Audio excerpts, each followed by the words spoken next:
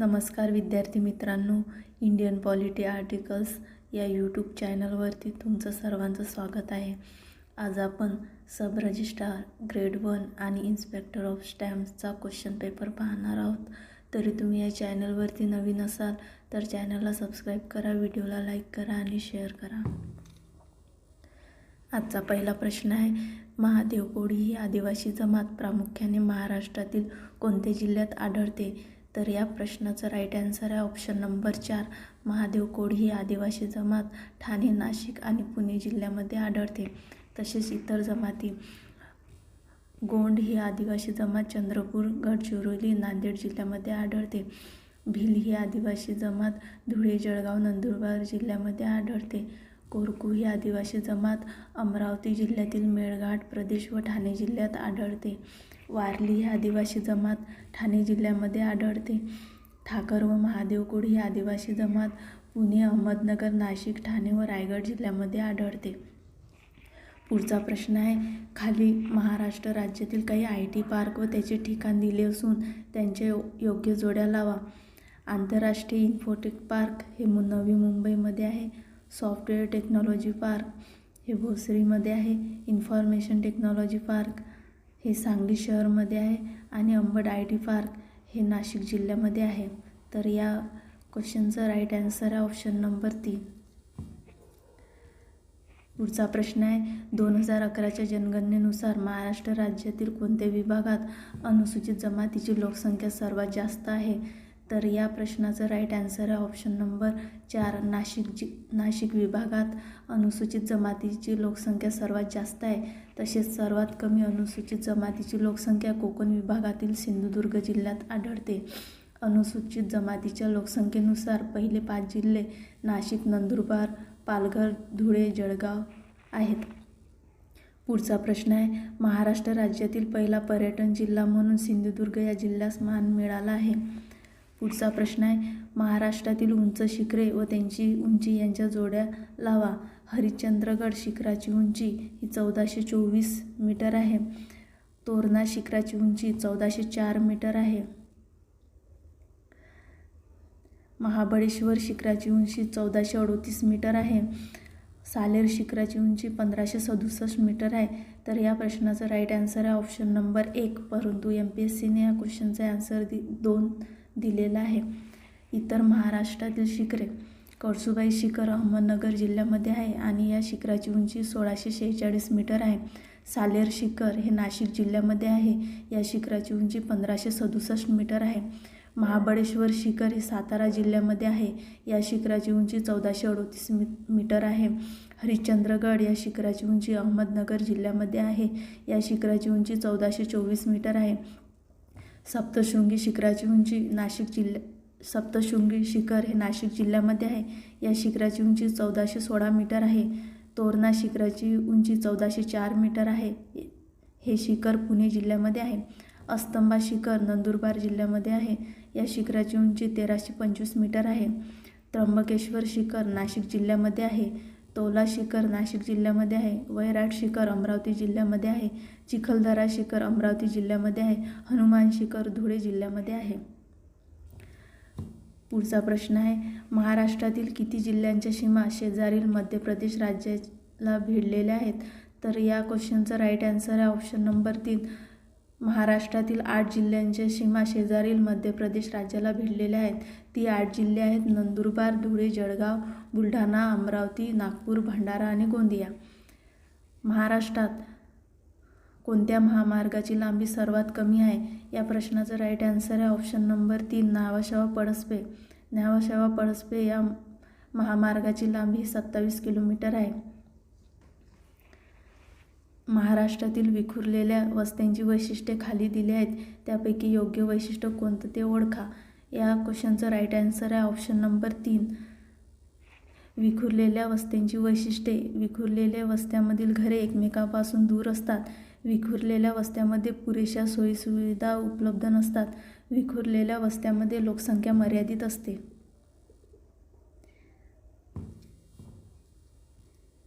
पुढचा प्रश्न आहे, योग्य जोड्या लावा. हरित क्रांती हे अन्नधान्य पिकाशी संबंधित आहे. पीत क्रांती तेलबियाशी संबंधित आहे. तंतुक्रांती ही कापूस पिकाशी संबंधित आहे. सुवर्ण तंतुक्रांती ताग पिकाशी संबंधित आहे.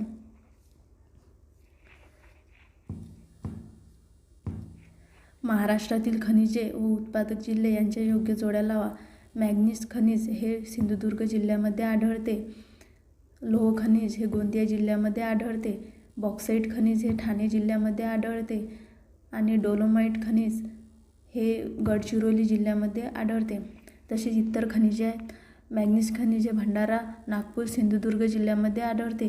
लोह खनिज हे चंद्रपूर, गडचिरोली, भंडारा, नागपूर, गोंदिया, सिंधुदुर्ग जिल्ह्यामध्ये आढळते. बॉक्साईट खनिज हे कोल्हापूर, रत्नागिरी, रायगड, ठाणे, सांगली, सातारा जिल्ह्यामध्ये आढळते.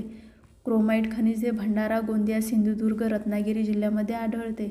चुनखडी हे यवतमाळ, गडचिरोली, चंद्रपूर, नागपूर, नांदेड, सांगली, अहमदनगर, सिंधुदुर्ग, रत्नागिरी, सातारा जिल्ह्यामध्ये आढळते.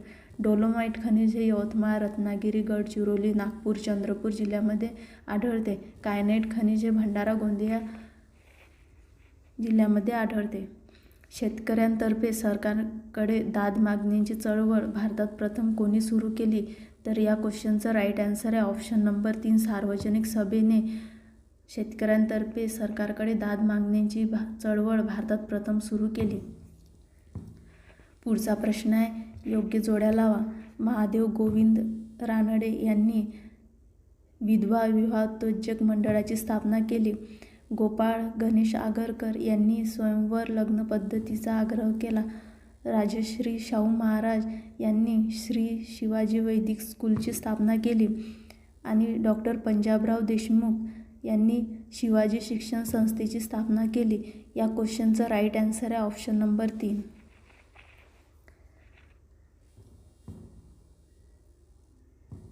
पुढचा प्रश्न आहे, नारायण मेघाजी लोखंडे यांनी कोणत्या वृत्तपत्राचे संपादन व मुद्रण मुंबई येथून केले होते? तर या क्वेश्चनचं राईट आन्सर आहे ऑप्शन नंबर 1. नारायण मेघाजी लोखंडे यांनी दिनबंधू वृत्तपत्राचे संपादन व मुद्रण मुंबई येथून केले होते.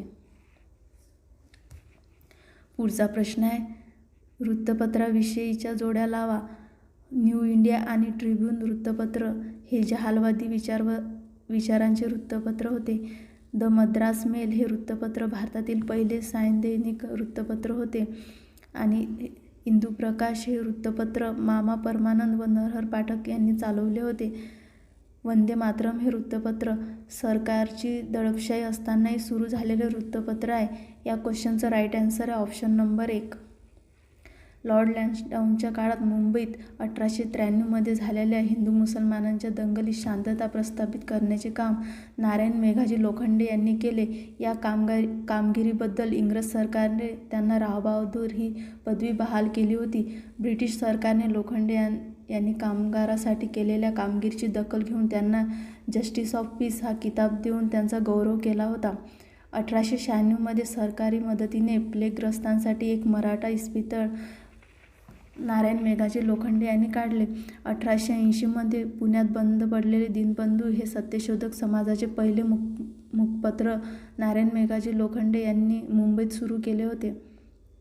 नारायण मेघाजी लोखंडे यांनी भारतातील पहिली कामगार संघटना Bombay mill hand association 23 September 1884 रोजी स्थापन केली होती.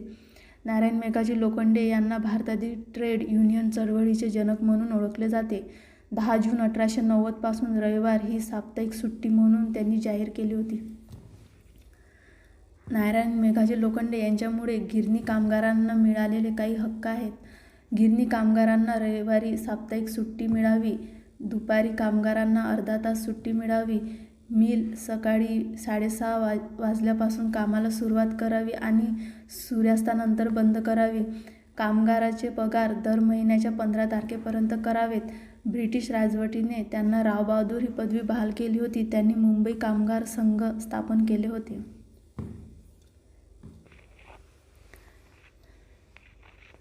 कोणत्या वृत्तपत्रांनी सत्यशोधक चळवळीला पाठबळ दिला होता?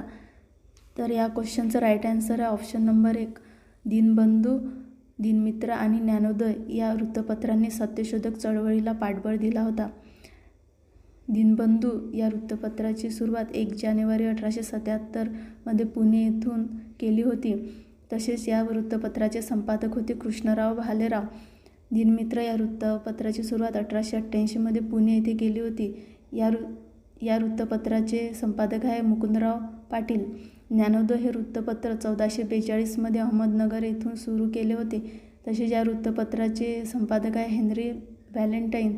ज्ञानप्रकाश हे वृत्तपत्र 1849 पुणे येथे सुरू केले होते. या वृत्तपत्राचे संपादक आहे कृष्णाजी रानडे.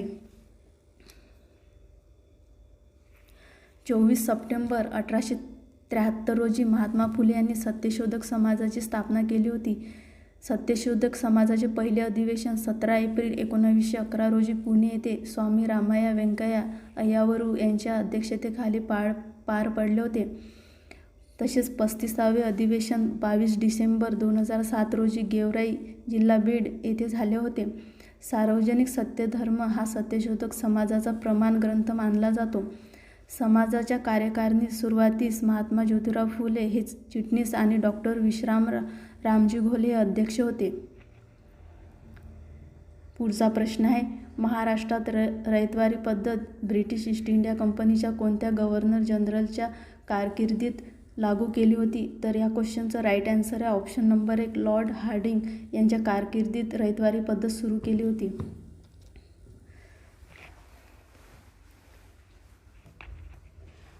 तसेच महसूल विषयक इतर पद्धती आहेत. कायमधारा पद्धत. कायमधारा पद्धत ही लॉर्ड कॉर्नवालिस यांनी 1793 सुरू केली होती.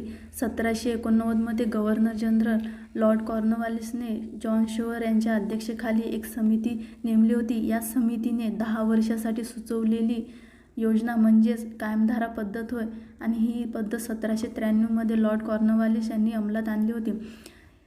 या पद्धतीचे वैशिष्ट्य होते, जमिनीची मालकी जमीनदाराकडे होती. जमीनदार हे शेतकऱ्याकडून कर गोळा करत असत व ब्रिटिशांना जमा करत असत. या पद्धतीमध्ये शेतकरी व ब्रिटिश यांचा थेट संबंध येत नव्हता. या पद्धतीत कराची रक्कम निश्चित होती. बंगाल, बिहार, बनारस, ओरिसा, कर्नाटकच्या उत्तरेकडील भाग या प्रांतामध्ये कायमधारा पद्धत लागू होती. या पद्धतीचे दुष्परिणाम होते. या जमीन महसुली पद्धतीमुळे शेतकऱ्यांची खूप पिळवणूक झाली होती. कर वेळेवर देण्यासाठी शेतकरी सावकाराकडून कर्ज काढू लागले. जमीनदार हे आता शेतकऱ्यांच्या जमिनीचे मालक झाले होते. मोजेवारी पद्धत ही माउंट एल्फिन्स्टन यांनी सुरू केली होती. रयतवारी पद्धत. रयतवारी पद्धतीची सुरुवात 1820 थॉमस मुनरो व अलेक्झांडर रीड यांनी केली होती. रयतवारी पद्धत ही मद्रास, मुंबई, आसाम प्रांतात सुरू होती. रयतवारी पद्धतीचे वैशिष्ट्ये. कायमधारा पद्धतीमध्ये असणाऱ्या सर्व उणिवा दूर करण्यासाठी ब्रिटिशांनी ही पद्धत सुरू केली होती. या पद्धतीत जमिनीची मालकी शेतकऱ्यांकडेच होती. या पद्धतीत ब्रिटिश अधिकारी हे थेट शेतकऱ्याकडून जमीन महसूल वसूल करत असत. या पद्धतीत जमिनीची मोजमापन केले जाईल व त्या जमिनीच्या प्रतीप्रमाणे तिचे वर्गीकरण करून त्यानुसार महसूल ठरवला जात असे. रयतवारी पद्धत 30 वर्षासाठी होती. रयतवारी पद्धतीमध्ये शेतकऱ्यांना दिलेले अधिकार. शेतकरी जमीन गहाण ठेवू शकत होते. शेतकरी जमीन विकू शकत होते. शेतकरी जमीन किरायाने देऊ शकत होते म्हणजेच रेंटवर देऊ शकत होते. शेतकरी जमिनीचे हस्तांतरण करू शकत होते. रयतवारी पद्धतीमध्ये शेतकरी आणि ब्रिटिश यांच्यात थेट संबंध येत होता. यात जमीनदाराचा कसलाही समावेश नव्हता. महाराष्ट्रामधील रयतवारी पद्धत. 1823 प्रिंगले या ब्रिटिश अधिकाऱ्यांची पुण्यामध्ये असिस्टंट रेव्हेन्यू कलेक्टर म्हणून नियुक्ती झाली. त्यांनी 1824 ते 1828 या कालावधीमध्ये जमिनीचे सर्वेक्षण केले. या पद्धतीमुळे जमीन गहाण टाकणे, जमीन विकणे इत्यादी समस्या समोर आल्या होत्या. पुढची पद्धत आहे महालवारी पद्धत. महालवारी पद्धत ही 1822 सुरू झाली होती. महालवारी पद्धत ही ओल्ट मॅकेन्झी यांच्या शिफारशीनुसार सुरू झाली. महालवारी पद्धत उत्तर प्रदेश, आग्रा, अवध, पंजाब या राज्यात सुरू केली होती. महालवारी पद्धतीचे वैशिष्ट्ये कोणती? महालवारी पद्धतीमध्ये भूमिकर हा शेतकऱ्यांपासून नाही तर संपूर्ण गावापासून किंवा महालापासून ठरवल्याप्रमाणे घेतला जात होता. भूमीवर संपूर्ण कामाचा एकत्रित अधिकार होता. त्याला हिस्सेदाराचा समूह असे म्हणत. या पद्धतीमध्ये कर वसुलीचे काम लंबरदार यांच्याकडे देण्यात आले होते. पुढचा प्रश्न आहे, महाराष्ट्रातील पहिली राजकीय संघटना बॉम्बे असोसिएशन शी संबंधित कोणते व्यक्ती आहेत? तर या क्वेश्चनचं राईट आन्सर आहे ऑप्शन नंबर 1 दादाभाई नौरोजी, जगन्नाथ शंकर शेठ आणि डॉक्टर भाऊदाजी लाड हे बॉम्बे असोसिएशन या राजकीय संघटनेशी संबंधित होते.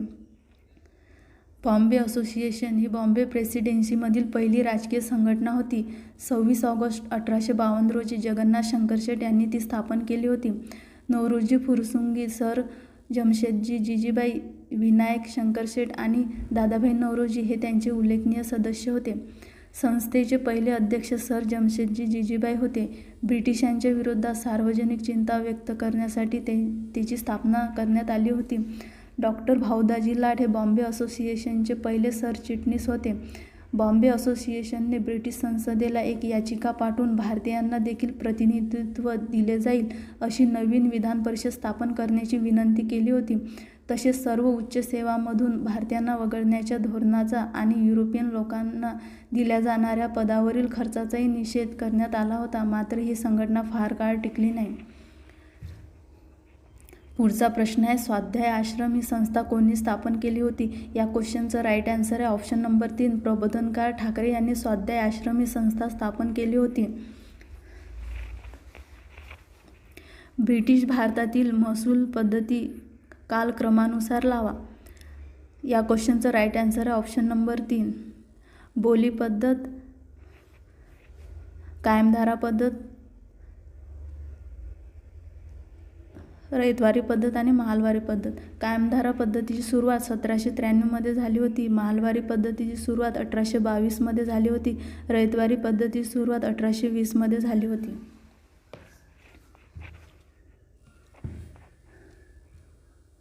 डॉक्टर भाऊदाजी लाड, त्यांचे खरे नाव रामचंद्र विठ्ठल लाड होते. ते एक चिकित्सक, संस्कृत विद्वान, पुरातन वास्तुशास्त्रज्ञ होते. 1851 मध्ये रॉयल एशियाटिक सोसायटीच्या बॉम्बे शाखेचे बोर्ड सदस्य म्हणून त्यांची निवड झाली होती. 1865 मध्ये त्यांना सोसायटीचे उपाध्यक्ष बनवण्यात आले आणि 1873 पर्यंत त्यांनी सेवा दिली. 1872 मध्ये व्हिक्टोरिया गार्डन अल्बर्ट संग्रहालयाच्या पायाभरणीचे ते प्रमुख सदस्य होते. या संग्रहालयाच्या नंतर 1975 मध्ये त्यांच्या स्मरणार्थ भाऊदाजी लाड संग्रहालय असे नामकरण करण्यात आले. श्री बालहत्या हा त्यांनी लिहिलेला निबंध होता आणि त्यासाठी त्यांना पारितोषिक मिळाले होते. पुढचा प्रश्न आहे, यादी 1 व यादी 2 मध्ये दिलेल्या मुद्द्यांची योग्य जोडी जुळवून खाली दिलेल्या संकेतातील योग्य पर्याय निवडा. 10वे परिशिष्ट हे पक्षांतर बंदीशी संबंधित आहे. 8वे परिशिष्ट हे संविधानात समाविष्ट असलेल्या भाषांशी संबंधित आहे. 5वे परिशिष्ट हे अनुसूचित क्षेत्र आणि अनुसूचित जमातीचे प्रशासन व नियंत्रणाशी संबंधित आहे. 7वे परिशिष्ट हे केंद्र आणि राज्यांमध्ये अधिकाराचे वाटप करण्याशी संबंधित आहे. या क्वेश्चनचं राईट आन्सर आहे ऑप्शन नंबर 2 10वे परिशिष्ट 1985 साली राजीव गांधी यांच्या नेतृत्वाखाली काँग्रेस सरकारने पक्षांतर बंदी विधेयक आणले. ते मंजूर झाले आणि मार्च 1985 पासून हा कायदा अस्तित्वात आला. 1985 साली राज्यघटनेमध्ये 52व्या घटनादुरुस्तीनुसार 10व्या परिशिष्टाचा समावेश करण्यात आला. त्यात काही महत्त्वाच्या तरतुदी होत्या. जर स्वेच्छेने आपल्या राजकीय पक्षाचं सदस्यत्व सोडलं तर आपल्या पक्षाच्या विरोधात जाऊन सभागृहात मतदान केलं किंवा सांगितल्याप्रमाणे मतदान केलं नाही तर जर निवडून आल्यानंतर एखादा अपक्ष उमेदवार कोणत्याही राजकीय पक्षात सामील झाल्यास सभागृहाचा सदस्य बनल्यानंतर 6 महिन्यात एखादा नामनिर्देशित सदस्य एका पक्षात सामील झाल्यास पक्षांतर बंदी कायदा लागू होतो. 8वे परिशिष्ट भारतीय राज्यघटनेमधील 8वे परिशिष्ट भारतीय राज्यघटनेद्वारे मान्यता दिलेल्या अधिकृत भाषाविषयी आहे. भारतीय राज्यघटनेने सध्या 22 भाषा अधिकृत केल्या आहेत. त्या पुढील प्रमाणे आहेत. आसामी, बंगाली, बोडो, डोगरी, गुजराती, हिंदी, कन्नड, काश्मीरी, कोकणी, मल्याळम, मणिपुरी, मराठी, मैथिली, नेपाळी, उडिया, पंजाबी, संस्कृत, संथाली, सिंधी, तमिळ, तेलुगू, उर्दू. पुढचा पॉईंट आहे 7वे परिशिष्ट संघ आणि राज्य यांच्या सत्ता विभागणी. 7व्या परिशिष्टामध्ये केंद्र आणि राज्य सरकारमधील सूची दिलेल्या आहेत. केंद्र सूचीमध्ये 98 विषय आहेत. सुरुवातीला या सूचीमध्ये 97 विषय होते. राज्य सूचीमध्ये 59 विषय आहेत. सुरुवातीला या सूचीमध्ये 66 विषय होते. समवर्ती सूचीमध्ये एकूण 52 विषय आहेत. सुरुवातीला या सूचीमध्ये 47 विषय होते. पुढचा पॉईंट आहे संविधानाची 5वी अनुसूची. आसाम, मेघालय, त्रिपुरा आणि मिझोराम ही 4 राज्ये वगळता भारताच्या इतर कोणत्याही राज्यातील अनुसूचित क्षेत्रे, अनुसूचित जनजाती यांचे प्रशासन व नियंत्रण यांच्याशी संबंधित आहे. 5व्या अनुसूचीमध्ये समाविष्ट असलेली प्रशासनाची विविध वैशिष्ट्ये पुढील प्रमाणे दिलेली आहे. अनुसूचित क्षेत्रांची घोषणा. राष्ट्रपतींना कोणतेही क्षेत्र अनुसूचित क्षेत्र म्हणून घोषित करण्याचा अधिकार आहे. राज्याचे कार्यकारी अधिकार तेथील अनुसूचित क्षेत्रापर्यंत विस्तारते, परंतु अशा क्षेत्राबाबत राज्यपालाची विशेष जबाबदारी असते. अशा क्षेत्रांच्या कारभाराबाबत त्यांनी राष्ट्रपतींना अहवाल सादर करायचा असतो. जनजाती सल्लागार समिती. अनुसूचित क्षेत्रे असलेल्या प्रत्येक राज्याने अनुसूचित जनजातीच्या कल्याणासाठी आणि उन्नतीसाठी सल्ला देण्यासाठी एक जनजाती सल्लागार परिषद स्थापन करावी लागते. त्यात 20 सदस्य असतील. त्यापैकी 3/4 राज्य विधानसभेतील अनुसूचित जमातीचे प्रतिनिधी असतील. राष्ट्रपतींनी निर्देश दिल्यास अनुसूचित जमाती असलेल्या परंतु अनुसूचित क्षेत्र नसलेल्या राज्यातही अशीच परिषद स्थापन केली जाऊ शकते. अनुसूचित क्षेत्रांना लागू असणारा कायदा.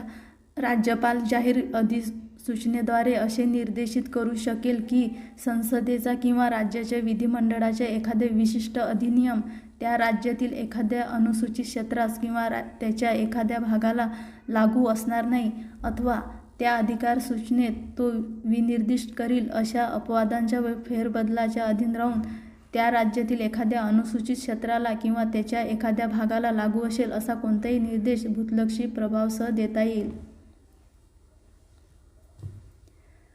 पुढचा प्रश्न आहे केंद्र सरकार व राज्य सरकार यांच्यात वाद सोडवणे कोणत्या अधिकार क्षेत्रात येते? या क्वेश्चनचं राईट आन्सर आहे ऑप्शन नंबर 4. भारताच्या राज्यघटनेतील अनुच्छेद 131 नुसार सर्वोच्च न्यायालयाला हा अधिकार आहे. कलम 131 मध्ये सर्वोच्च न्यायालयाचे प्रारंभिक अधिकार क्षेत्र दिलेले आहे. त्यामध्ये सर्वोच्च न्यायालय 2 किंवा अधिक राज्यातील विवाद सोडवू शकतो.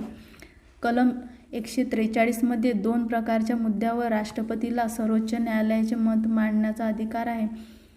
उपस्थित झालेल्या किंवा होण्याची शक्यता असलेल्या सार्वजनिकदृष्ट्या महत्त्वाच्या मुद्द्याबाबत कायद्याचा किंवा तथ्याचा प्रश्न, राज्यघटनापूर्व काळातील कोणताही तह, करार, संकेत, सनद इत्यादीमधून उद्भवणारे विवाद.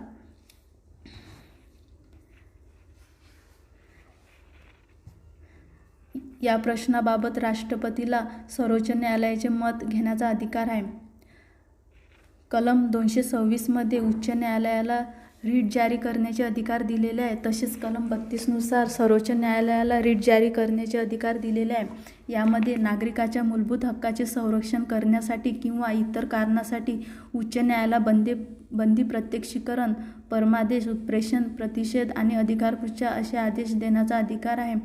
इतर कारणासाठी या संज्ञेत सामान्य कायदेशीर हक्काच्या अंमलबजावणीचा समावेश होतो.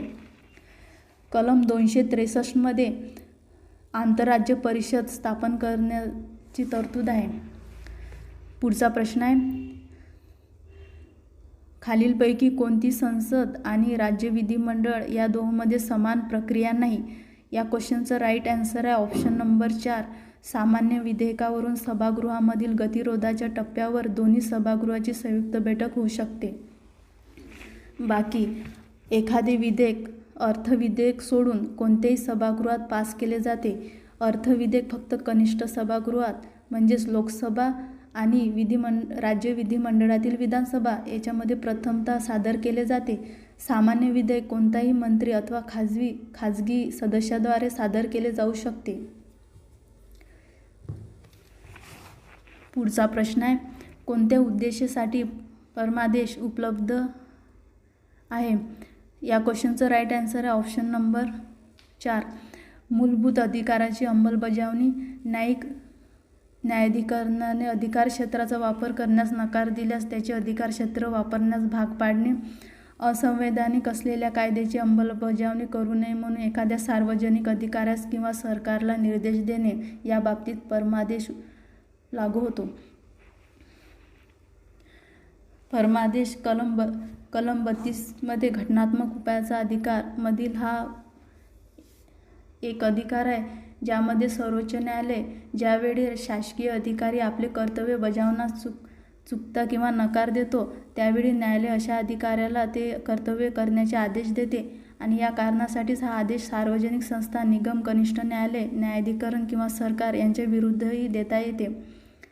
खालील परिस्थितीत परमादेश दिला जात नाही: खाजगी व्यक्ती किंवा संस्थेविरुद्ध वैधानिक सामर्थ्य नसलेल्या विभागीय सूचनांची अंमलबजावणी करण्यासाठी, जेव्हा काम हे बंधनकारक नसून विवेकाधिकारावर अवलंबून असते.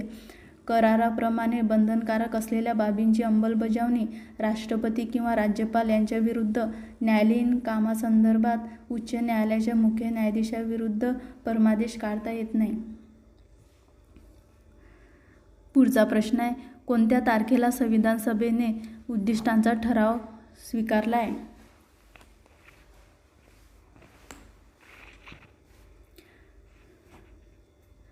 या क्वेश्चनचं राईट आन्सर आहे ऑप्शन नंबर 2, 22 जानेवारी 1947 रोजी संविधान सभेने उद्दिष्टांचा ठराव स्वीकारला होता.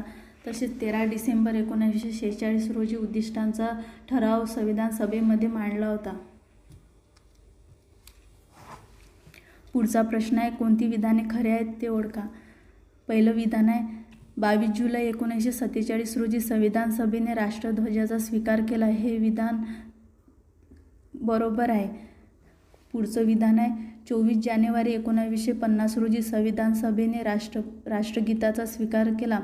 तसेच 24 जानेवारी 1950 रोजी संविधान सभेने राष्ट्रगान आणि घटना समितीने याच दिवशी डॉ. राजेंद्र प्रसाद यांना भारताचे पहिले राष्ट्रपती म्हणून निवडून दिले होते. या क्वेश्चनचं राईट आन्सर आहे ऑप्शन नंबर 1, अ आणि ब. आपल्याला माहिती आहे संविधान सभेचे पहिले अधिवेशन हे 9 डिसेंबर 1946 ते 23 डिसेंबर 1946 दरम्यान झाले होते, परंतु ऑप्शन नंबर क मध्ये 30 डिसेंबर 1946ला संविधान सभेचे पहिले अधिवेशन दिलेले आहे, म्हणून हे ऑप्शन चुकीचं आहे आणि या क्वेश्चनचं राईट आन्सर आहे ऑप्शन नंबर 1, अ आणि ब.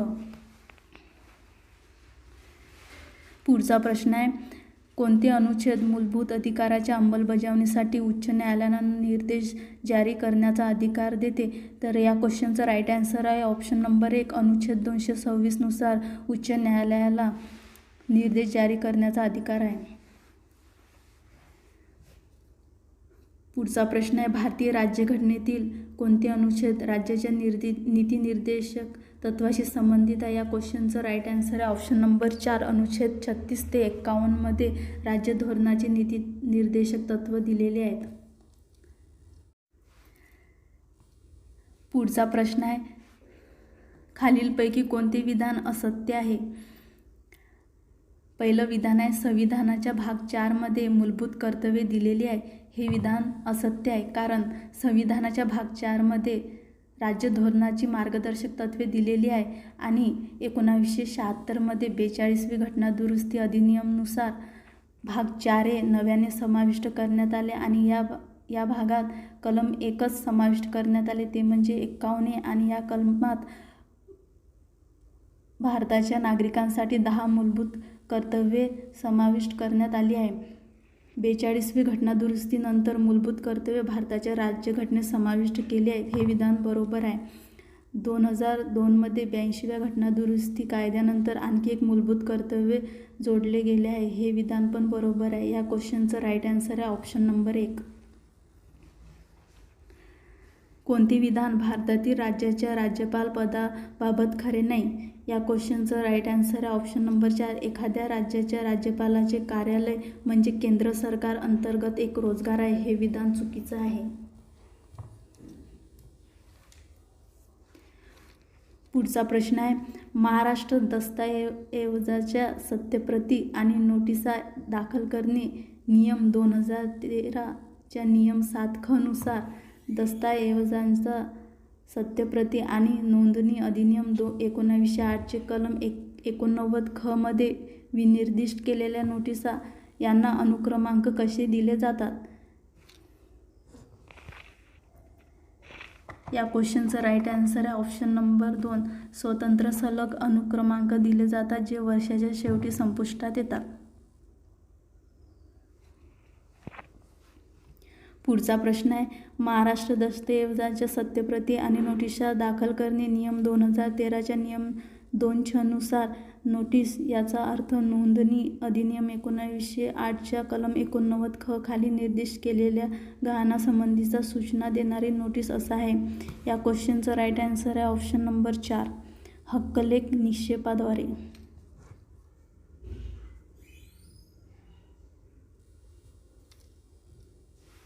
पुढचा प्रश्न आहे, महाराष्ट्र दस्तऐवजांच्या सत्यप्रती आणि नोटिसा दाखल करणे नियम 2013 अन्वये प्रत्यक्ष फाईल केलेल्या दस्तऐवजाच्या प्रती दुय्यम निबंधक यांनी कोणत्या नोंदवहीमध्ये ठेवल्या पाहिजेत? या क्वेश्चनचं राईट आन्सर आहे ऑप्शन नंबर 2, अतिरिक्त नोंदवही क्रमांक 1.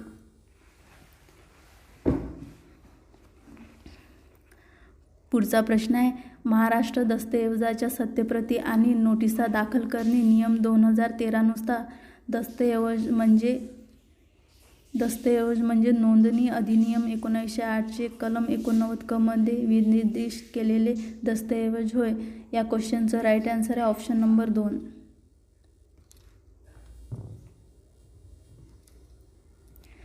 पुढचा प्रश्न आहे, महाराष्ट्र दस्तऐवजाच्या सत्यप्रती आणि नोटिसा दाखल करणे नियम 2013 कधीपासून अंमलात आला?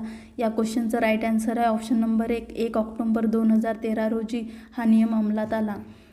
पुढचा प्रश्न आहे, महाराष्ट्र मुद्रांक शुल्काचा भरणा आणि परतावा नियम 2013 नुसार ESBTR सामग्रीचे सर्वसाधारण पर्यवेक्षण आणि व्यवस्थापन करण्याची जबाबदारी कोणाची आहे? या क्वेश्चनचं राईट आन्सर आहे ऑप्शन नंबर 3, अप्पर मुद्रांक नियंत्रक. पुढचा प्रश्न आहे, महाराष्ट्र मुद्रांक शुल्काचा भरणा आणि परतावा नियम 2013च्या नियम 4 नुसार साधी पावती खरेदीच्या दिनांकापासून किती महिन्यात विरूपित न केल्यास ग्राह्य धरली जाणार नाही? या क्वेश्चनचं राईट आन्सर आहे ऑप्शन नंबर 4, 6 महिन्यात विरूपित न केल्यास ग्राह्य धरली जाणार नाही. पुढचा प्रश्न आहे, महाराष्ट्र मुद्रांक शुल्काचा भरणा आणि परतावा नियम 2013चे नियम 4 नुसार साध्या पावतीद्वारे मुद्रांक शुल्क कोणत्या प्रकारच्या कागदावर लावता येते? या क्वेश्चनचं राईट आन्सर आहे ऑप्शन नंबर 2, नोंदणी अनिवार्य असलेल्या दस्तऐवजासाठी. पुढचा प्रश्न आहे, ESBTRच्या बाबतीत पुढीलपैकी कोणता दिनांक मुद्रांक खरेदीचा दिनांक म्हणून समजण्यात येतो? या क्वेश्चनचं राईट आन्सर आहे चलन ओळख क्रमांक निर्मितीचा दिनांक आणि शासन संदर्भ क्रमांक निर्मितीचा दिनांक यापैकी जो नंतर असेल तो दिनांक ग्राह्य धरला जातो. या क्वेश्चनचं राईट आन्सर आहे ऑप्शन नंबर 4. पुढचा प्रश्न आहे, नोंदणी व मुद्रांक विभागासाठी भरणाद्वारे रक्कम भरण्याकरिता कोणते पर्याय उपलब्ध आहेत? या क्वेश्चनचं राईट आन्सर आहे ऑप्शन नंबर 4, ESBTR आणि साधी पावती.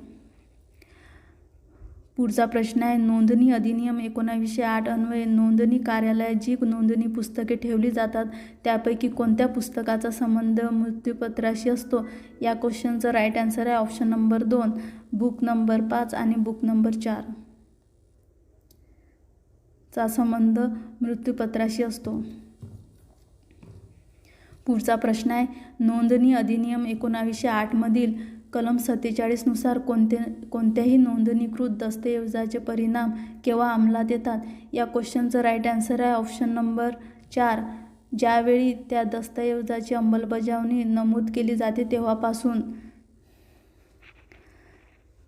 पुढचा प्रश्न आहे, नोंदणी अधिनियम 1908च्या कलम 2(6) अन्वये स्थावर मालमत्ता या संज्ञेमध्ये कोणत्या बाबीचा समावेश होत नाही? तर या क्वेश्चनचा आन्सर आहे ऑप्शन नंबर 3, ग्रास या बाबीचा समावेश होत नाही. बाकी फेरीज आणि फिशरीज या संज्ञेचा समावेश होतो.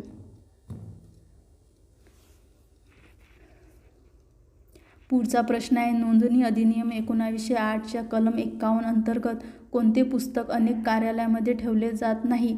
या क्वेश्चनचं राईट आन्सर आहे ऑप्शन नंबर 1 पुस्तक 1. जंगम मालमत्तेशी संबंधित दस्तऐवजाची नोंदवही हे अनेक कार्यालयामध्ये ठेवले जात नाही. पुढचा प्रश्न आहे नोंदणी अधिनियम 1908च्या कलम 17 अंतर्गत कोणत्या दस्तऐवजाची नोंदणी करणे सक्तीचे आहे? या क्वेश्चनचं राईट आन्सर आहे ऑप्शन नंबर 3 स्थावर मालमत्तेचे दानपत्र. इतर नॉन टेस्टामेंटरी दस्तऐवज जे अधिकार निर्माण घोषित किंवा नियुक्त करतात ज्याचे मूल्य ₹100 किंवा त्याहून अधिक असते. नॉन टेस्टामेंटरी दस्तऐवज जे न्यायालयाचा निवाडा किंवा आदेश हस्तांतरित किंवा नियुक्त करतो हे दस्तऐवजाची नोंदणी करणे सक्तीचे आहे. पुढचा प्रश्न आहे महाराष्ट्र मुद्रांक अधिनियम 1958 मधील कलम 59 नुसार कोणत्याही आस्थापनेने वा व्यक्तीने भाग अधिपत्र मुद्रांक शिवाय प्रदान केले असेल तर त्यांना शिक्षा होते व दंड भरावा लागतो. या क्वेश्चनचं राईट आन्सर आहे ऑप्शन नंबर 2. पुढचा प्रश्न आहे महाराष्ट्र मुद्रांक अधिनियम 1958 मधील कलम 2 नुसार मालमत्तेच्या विभाजन दस्तऐवजामध्ये कशाचा समाविष्ट होतं? या क्वेश्चनचं राईट आन्सर आहे ऑप्शन नंबर 1 पक्षकारांनी केलेल्या विभाजन दास करार, विभाजनाचा दिवाणी कोर्टाचा अंतिम आदेश आणि विभाजनाबाबतचा लवादाचा आदेश हे सर्व गोष्टी यामध्ये समाविष्ट होतात. पुढचा प्रश्न आहे महाराष्ट्र मुद्रांक अधिनियम 1958 कधीपासून लागू करण्यात आला? या क्वेश्चनचं राईट आन्सर आहे ऑप्शन नंबर 3 16 फेब्रुवारी 1959 नुसार लागू करण्यात आला. पुढचा प्रश्न आहे महाराष्ट्र मुद्रांक अधिनियम 1958 मधील कलम 2 अंतर्गत भाडेपट्ट्याच्या व्याख्येत कशाचा समावेश होत नाही? तर या क्वेश्चनचं राईट आन्सर आहे ऑप्शन नंबर 3 भोगवाटा करण्याविषयी दिलेली लेखी हमी.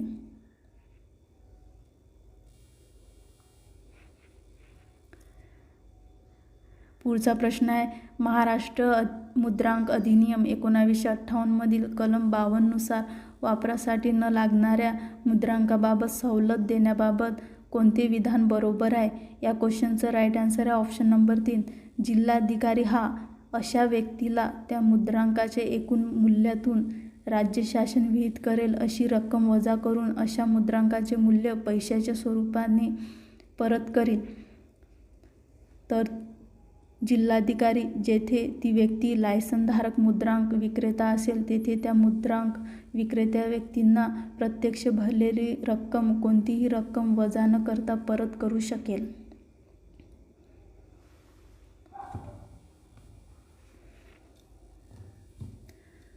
पुढचा प्रश्न आहे महाराष्ट्र नोंदणी नियम 1961 मधील तरतुदीनुसार बुक्स आणि फॉर्म्स यांच्या जोड्या लावा. डे बुक फॉर्म जी शी संबंधित आहे. कॅश बुक फॉर्म एच शी संबंधित आहे. Power of attorney book form I शी संबंधित आहे. री कॉपीड नोंदणी बुक फॉर्म के शी संबंधित आहे. या क्वेश्चनचं राईट आन्सर आहे ऑप्शन नंबर 1. पुढचा प्रश्न आहे प्रत्येक नोंदणी अधिकाऱ्याने दैनंदिन पुस्तक हे कशामध्ये ठेवले पाहिजेत? या क्वेश्चनचं राईट आन्सर आहे ऑप्शन नंबर 2 फॉर्म जी मध्ये. पुढचा प्रश्न आहे महाराष्ट्र नोंदणी नियम 1961च्या कोणत्या नियमाद्वारे निर्देशांक हे मराठी भाषेतच तयार करावेत असे नमूद केले आहे? या क्वेश्चनचं राईट आन्सर आहे ऑप्शन नंबर 3 नियम 28 मध्ये नमूद केले आहे की निर्देशांक हे मराठी भाषेतच तयार करावेत. पुढचा प्रश्न आहे महाराष्ट्र नोंदणी नियम 1961च्या नियम 38च्या नोंदणी प्रक्रिया संदर्भात खाली दिलेल्यापैकी कोणकोणते विधान बरोबर आहे?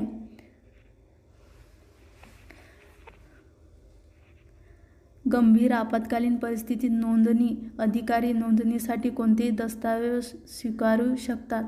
या क्वेश्चनचं राईट आन्सर आहे ऑप्शन नंबर 4 त्याच्या कार्यालयात, त्याच्या खाजगी निवासस्थानात, एखाद्या व्यक्तीच्या खाजगी निवासस्थानात किंवा कोणत्याही दिवशी ते दस्तऐवज स्वीकारू शकतात.